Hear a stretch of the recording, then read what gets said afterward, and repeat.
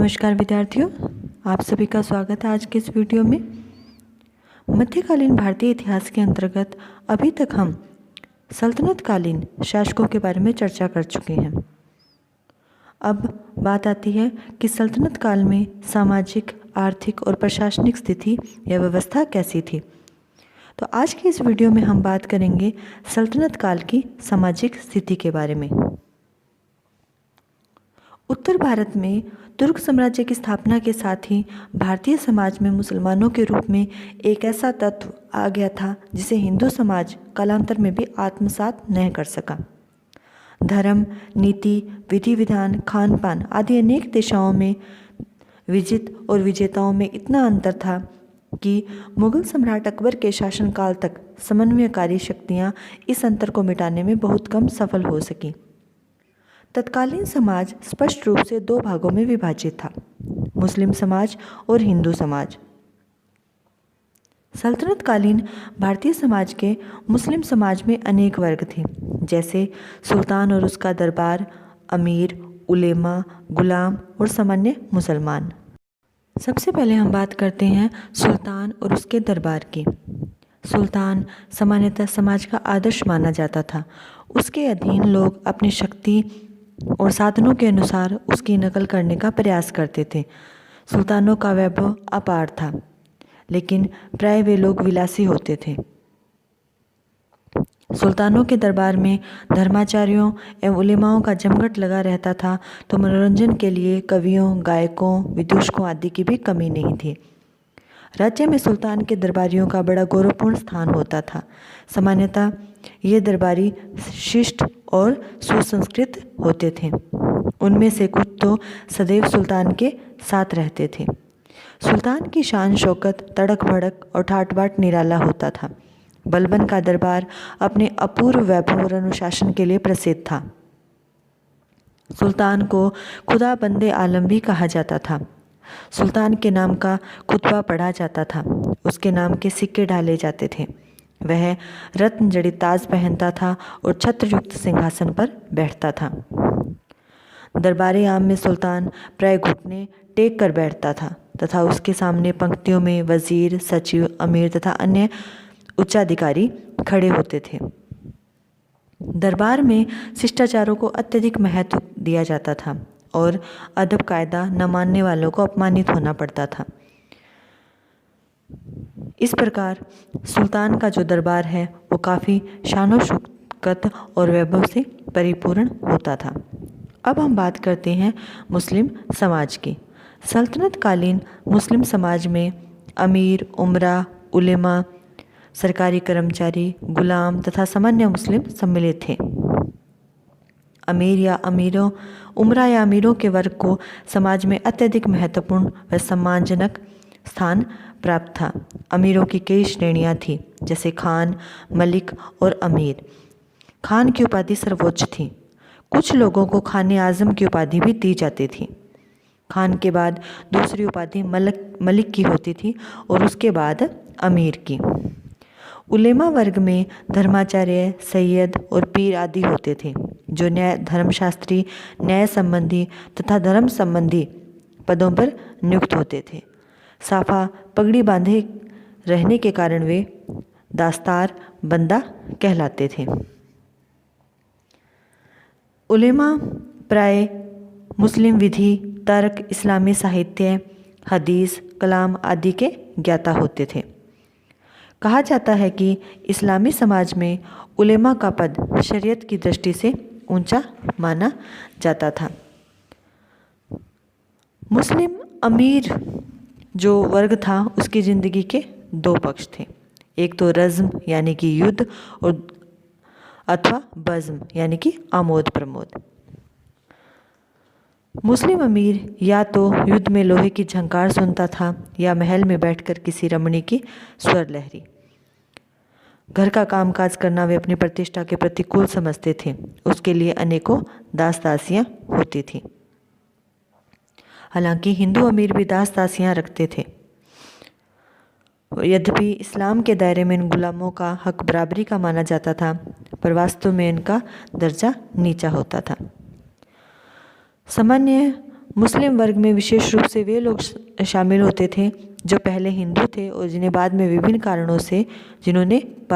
कारणों से इस्लाम स्वीकार कर लिया था। इस्लाम धर्म स्वीकार करने के उपरांत भी वे अपने हिंदू संस्कारों को नहीं भुला पाए थे।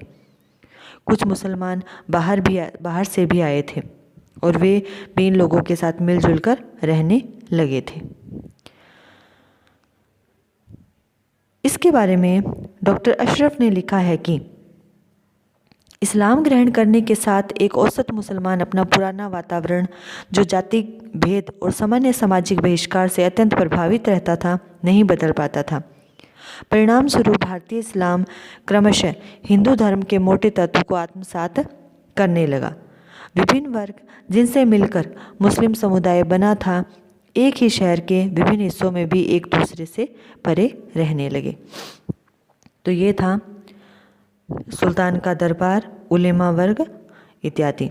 अब हम बात करते हैं उस समय के दूसरे महत्वपूर्ण वर्ग की। एक तो मुस्लिम वर्ग था जिसके बारे में हम चर्चा कर चुके हैं। दूसरा समाज का जो महत्वपूर्ण हिस्सा था वो था हिंदू समाज। तो अब हम बात करते हैं हिंदुओं की, जो कि उस समय भारत की जनता का बहुसंख्यक हिस्सा था। उस समय भारत की जनसंख्या में हिंदुओं की संख्या लगभग 95% थी।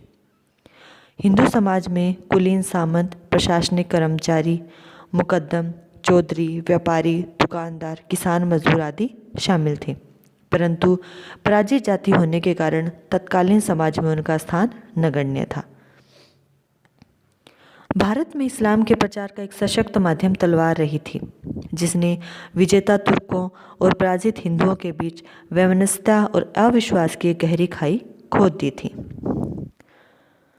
हिंदुओं को, क्योंकि वे पराजित वर्ग से संबंधित थे, उन्हें प्रशासन के उच्च पदों से वंचित किया गया था। कोई भी व्यक्ति मुसलमान बन जाता तो वह अयोग्य होते हुए भी उच्च पद प्राप्त करने के योग्य हो जाता था। इस्लामी समाज में शूद्र जैसा कोई वर्ग नहीं था, अतः हिंदू समाज के शूद्रों में धर्म परिवर्तन के प्रति आकर्षण उत्पन्न हुआ। कालांतर में शिल्पियों, अंत्यजों और हिंदू समाज से बहिष्कृत जाति के लोग कहीं प्रलोभन से, कहीं बलपूर्वक और कहीं कहीं धार्मिक प्रेरणा के कारण मुसलमान बन गए। इन नए मुसलमानों की स्थिति अपनी जाति से कहीं अधिक अच्छी रही। छोटी मोटी सरकारी नौकरी तो उन्हें मिल ही जाती थी। मुस्लिम सुल्तानों ने हिंदुओं को निम्न श्रेणी का नागरिक बना दिया था। उन पर जजिया नामक कर लगता था तथा उन्हें धार्मिक स्वतंत्रता नहीं थी। युद्ध में जितने भी स्त्री, पुरुष, बच्चे पकड़े जाते थे, उन सभी को मुसलमान बना दिया जाता था। उनकी इस प्रलंबकारी आक्रमणों और आतंकपूर्ण कार्यवाहियों से हिंदुओं का मन भय से भर गया था और बेबसी की इस हालत में वे इस्लाम स्वीकार कर लेते थे। फिर भी जैसा कि पणिकर ने लिखा है कि उत्तर प्रदेश में 600 वर्षों के स्थायी मुस्लिम शासन के बावजूद वहाँ की जनसंख्या में केवल 14% मुसलमान थे। यह हिंदू धर्म की दुर्भेद्य शक्ति का प्रमाण है। अब हम बात करते हैं उस समय में जाति व्यवस्था की, जाति प्रथा की। हिंदू समाज की मुख्य विशेषता थी जाति और उपजाति प्रथा, जैसे कि वह आज भी है। मुस्लिम शासन की स्थापना एवं प्रभाव के परिणाम स्वरूप अनेक प्राचीन सामाजिक और कानूनी कार्य जाति नियमों की कार्य सीमा से बाहर चले गए थे। सल्तनत काल के प्रारंभ में विद्यमान जातियों की सही संख्या बताना कठिन है। निकोलो कोंटी ने 84 समूहों का उल्लेख किया है, जिनमें से किसी एक जाति के लोग अन्य जातियों के लोगों के साथ न खाते थे, न पीते थे और न ही विवाह संबंध रखते थे। लोकप्रिय परंपरा में ऐसी 36 जातियां बताई गई है, जिनमें ब्राह्मण, क्षत्रियों और वैश्यों की उपजातियों के अतिरिक्त व्यवसायी जातियां भी सम्मिलित थीं। इसके अतिरिक्त अछूतों का भी एक समूह था, जिसमें भी अनेक जातियां थीं। उस समय हिंदू समाज में संयुक्त परिवार प्रणाली प्रचलित थी। कुटुंब पारिवारिक जीवन की प्रमुख संस्था थी। इस संस्था का महत्व धर्म और राज्य से भी ऊपर माना जाता था। संयुक्त परिवार प्रथा में संयुक्त संपत्ति से परिवार के सारे पुरुष, स्त्रियों, पत्नियों बच्चों को खर्च पाने का अधिकार होता था। हिंदुओं की इस प्रथा के विपरीत मुसलमानों के पारिवारिक जीवन की अवधारणा अलग थी। उनके उत्तराधिकार और तलाक के नियम अलग थे। हालांकि एक दो बातों में हिंदू और मुस्लिम समाज में समानता थी, जैसे कि लड़के को लड़की से बढ़कर मानना, माता पिता के प्रति प्रेम और पूजनीयता का भाव व्यवहार होना। अन्यथा मुसलमानों की जीवन शैली ही अलग थी, जिसे तत्कालीन हिंदू समाज स्वीकार करने को तैयार नहीं था। अब हम बात करते हैं समाज में स्त्रियों की स्थिति की। समाज में स्त्री का स्थान पुरुष से नीचा होता था। जीवन के प्रत्येक क्षेत्र में उसे पुरुष पर निर्भर रहना पड़ता था। वह पुत्री के रूप में पिता के संरक्षण में, पत्नी के रूप में पति के संरक्षण में और वैधव्य में ज्येष्ठ पुत्र की देखरेख में रहती थी। इस समय परिवार में लड़की का जन्म अच्छा नहीं माना जाता था। भारतीय नारी का क्षेत्र कठोर रूप से घर और घरेलू देखभाल तक ही सीमित होता था। तुर्क मुसलमान प्राय स्त्रियों को पर्याप्त स्वतंत्रता देते थे। पारसी स्त्रियां अपेक्षाकृत अधिक स्वतंत्र थी। इब्न बतूता ने भी पारसी स्त्रियों की बड़ी प्रशंसा की है। भारतीय मुस्लिम स्त्री को कम स्वतंत्रता थी, क्योंकि उनमें से बहुत सी तो यहीं की स्त्रियां थीं। किंतु इसका अर्थ यह कदापि नहीं है कि स्त्री जाति सर्वथा बुद्धिविहीन हो गई थी।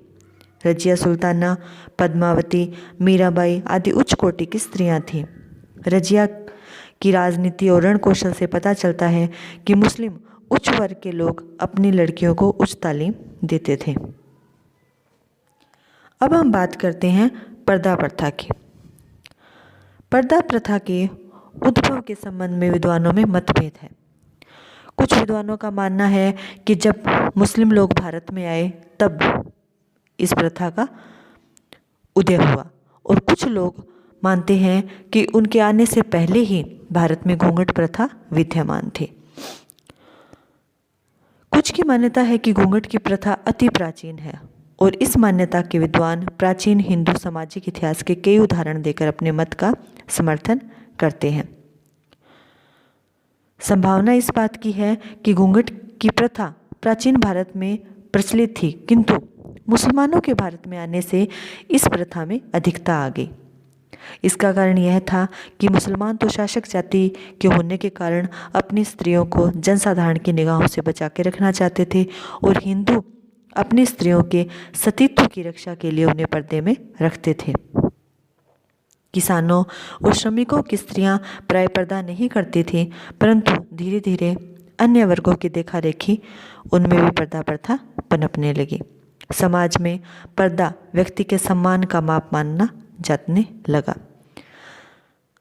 अर्थात जिसका दर्जा और रुतबा जितना बड़ा होगा उतना ही उसके यहाँ पर्दा होगा। रजिया सुल्ताना के पर्दा त्यागने पर मुस्लिम समाज में उसके विरुद्ध जबरदस्त कोहराम मच गया था। इसी तरह फिरोज तुगलक ने भी मुस्लिम स्त्रियों को दिल्ली के बाहर मकबरों पर जाने से ही मना कर दिया था। इस प्रकार स्पष्ट है कि पर्दा प्रथा उस काल में एक समाज का एक अंग बन चुकी थी। अब हम बात करते हैं विवाह की। विवाह के लिए उस समय कोई निश्चित आयु नहीं थी। हिंदू और मुसलमान दोनों ही छोटी उम्र में ही अपने लड़के लड़कियों का विवाह करते थे। हिंदुओं में बाल विवाह की प्रथा अधिक थी। संतानों का विवाह निश्चित करना और विवाह से संबंधित रीति रिवाजों और परंपराओं का निरीक्षण करना माता पिता का विशेष अधिकार था। हिंदू और मुस्लिम दोनों में ही बहुविवाह प्रथा थी। दोनों समाजों में संपन्न एवं धनिक लोग प्राय एक से अधिक विवाह करते थे, परंतु आर्थिक समस्या के कारण अधिकांश लोग प्राय एक ही विवाह करते थे। अब हम बात करते हैं उस समय के वस्त्रों और आभूषणों की। सल्तनत काल में देश में अलग अलग प्रकार की पोशाकें प्रचलित थी। अधिकारी वर्ग के अमीरों की पोशाक में सिर पर धारण करने के लिए कुल्हा तथा शरीर के लिए लंबा रेशमी कोट होता था, जिस पर जरी का काम किया होता था।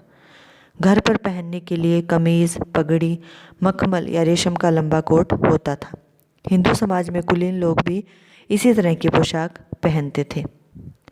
ब्राह्मण तिलक लगाते थे और रेशमी किनारे की धोती पहनते थे। उनके हाथ में छड़ी और पैरों में खड़ाऊ होते थे। कटी के ऊपर के भाग में यज्ञोपवीत के अतिरिक्त कुछ नहीं होता था। स्त्रियां प्राय अंगिया पहनती थी और चादर ओढ़ती थी। यह एक चादर एक प्रकार की साड़ी की तरह होती थी। कुछ स्त्रियां लहंगा, दुपट्टा तथा अंगिया पहनती थी। श्रृंगार के भी विभिन्न ढंग थे। स्त्री और पुरुष दोनों सुंदर और आकर्षक दिखने का प्रयास करते थे। स्त्रियां अनेक प्रकार के अंगूठनों का प्रयोग करती थीं। नेत्रों में काजल, मांग में सिंदूर, होठों पर पान तथा हाथों व पैरों में मेहंदी का प्रयोग होता था। इसके अलावा सिर, भुजाओं, नाक, कान, उंगलियों इत्यादि में अनेक प्रकार के आभूषण धारण किए जाते थे। अबुल फजल ने भी स्त्री के 16 श्रृंगारों का उल्लेख किया है। अब हम बात करते हैं सती प्रथा और जौहर प्रथा की। सल्तनत काल में सती प्रथा प्रचलित थी, परंतु यह हिंदुओं के उच्च वर्गों में पाई जाती थी। इब्न बतूता ने लिखा है कि पति की मृत्यु के उपरांत पत्नी का अपने आप को जला डालना बड़ा प्रशंसनीय कार्य समझा मान जाता था, परंतु यह अनिवार्य नहीं था। जब कोई विधवा अपने आप को जला डालती थी तो घर वालों में उसका सम्मान बढ़ जाता था और वह पति भक्ति के लिए प्रसिद्ध हो जाती थी। परंतु यदि कोई ऐसा कार्य नहीं करती थी तो उसे मोटे वस्त्र धारण करने पड़ते थे और बड़ा ही दुखी जीवन व्यतीत करना होता था। परंतु किसी भी स्त्री को सती होने के लिए बाध्य नहीं किया जाता था। इसी प्रकार उस समय भारतीय समाज में जौहर प्रथा भी प्रचलित थी। जहाँ स्त्री प्रथा भारतीय स्त्रियों के सतीत्व का परिचायक है, वहीं जौहर प्रथा उनके वीरता का प्रमाण है। यह प्रथा मुख्य रूप से राजपूतों में प्रचलित थी। जब राजपूत योद्धाओं को अपनी पराजय निश्चित जान पड़ती थी, तब वे केसरिया बाना पहनकर रण क्षेत्र में कूद पड़ते थे तथा उनकी स्त्रियां अपने आप को आग की लपटों में समर्पित कर देती थीं ताकि उनका सतीत्व बचा रहे। सल्तनत काल में जौहर के अनेक उदाहरण मिलते हैं। रणथंभौर के चौहान राजा हम्मीर देव का उदाहरण सर्वविदित है। इसी प्रकार अलाउद्दीन खिलजी द्वारा चित्तौड़ विजय के अवसर पर रानी पद्मिनी का जौहर भी इतिहास प्रसिद्ध है।